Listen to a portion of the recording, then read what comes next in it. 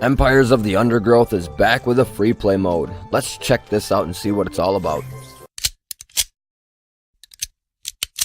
Hey guys, Teiwaz here, checking back in with Empires of the Undergrowth. And we haven't checked in with this game in a while, and since the last time we played, they've introduced a free play mode. So let's get into this and check it out and see what it's all about, man. So the first thing you should know about this new free play game mode is that it is completely customizable. You can customize everything from what the creatures spawn, to landmarks that spawn, all the way to the day-night cycles and everything in between, man. Whatever you want to customize, you are the god. The map is the new Dunes map. It features a 120 by 120 surface tile grid, and it is the biggest map added yet. There are 4 possible spawn locations, 4 players to start, 80 locations for landmarks to spawn, and 25 locations for creatures to spawn. Everything is randomly generated, and no 2 games should be the same. You can save your game, which is nice. However, there is no backup saving. You just kind of wing it, and if you didn't save before you got in a big fight, you're kind of screwed and have to start over. But that is planned for a future update. So let's talk about some of these landmarks that I just mentioned. We have the aphid farm, which has between 2 to 4 patches of 10 aphids each. The look is randomly generated, and ladybug attacks increase with difficulty. The poppy plant is our next landmark. It drops seeds as a food source, but they have a limited lifespan, so pick them up when you see them. The funnel web spider nest is another landmark, and it generates dead creature chunks. Just like in the main game, it also houses spiders. The number depends on your difficulty setting, and the aesthetics of the spider nest are randomly generated like the aphid farm. The dead fish landmark, just like it sounds, it's a dead fish. The dead fish will attract other ant colonies, so prepare to defend your turf from them and anything else that might stumble upon it. Infestation landmarks, they attract a large group of creatures of a specific type to one central point, and the size of the group increases with your difficulty. So unlike in the main game, creatures will fight each other. Unlike in the story mode, no creatures are friendly and will fight each other.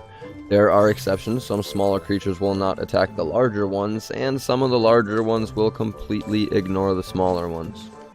You have a day-night cycle, which is one of the customization options. If this is turned on, the day will slowly become night, bringing out the nocturnal creatures.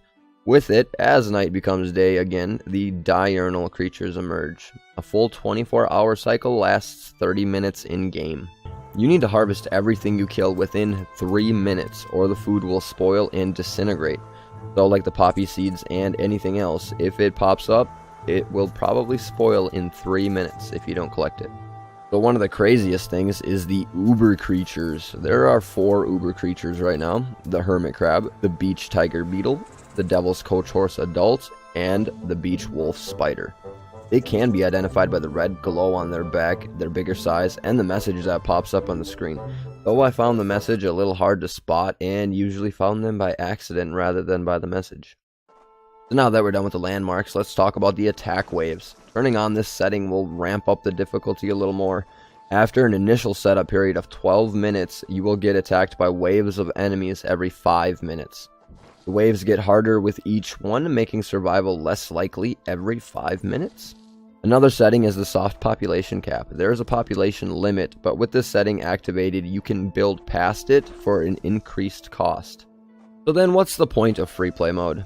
Why? What's the point? Why would you do it? It's, well, mostly just to build your colony your way. Build up and survive as long as you can, and you'll be giving a score upon defeat. Can you beat your friends, or can you beat yourself?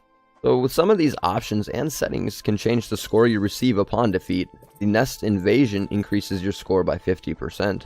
The uber creatures setting increases your score by 10%. The attack waves increases your score by another 10%. And if you turn on fog of war, it increases your score by 150%. Now, if you disable the population upkeep, it will reduce your score by 60%. So honestly, I thought this should have been an introduction at the beginning of the game when it first came out, so I was really excited when I heard that this was coming out. And now that it is out, the only thing I can fault it on, honestly, is the save, that there's no backup. As soon as they introduce that into it, it'll be great, man. Another thing that I wish they had were more maps. Some of the initial maps from the story mode, maybe. Those could be kind of cool to just mess around on in free play. But other than that, I love it. It's great. It's one of the best updates I've had from any game. I am absolutely just floored by how great Slug Disco is. They do an amazing job, man. So if you haven't checked this game out, down in the description below, I will leave a link so that you guys can try out a copy of it, a demo version of it for yourself, so that you can see if you like it or not. And if you do like it, buy it. It's fun. I recommend it highly. Alright guys, so drop your comments down below if you'd like to see me do a gameplay of this, if you'd like to see me just play it through and see what kind of a score I can get. And with that being said, if you enjoyed this video, please smack that thumbs up button. It really does help me out a lot. And subscribe for more content just like this. Catch you in the next one. Later.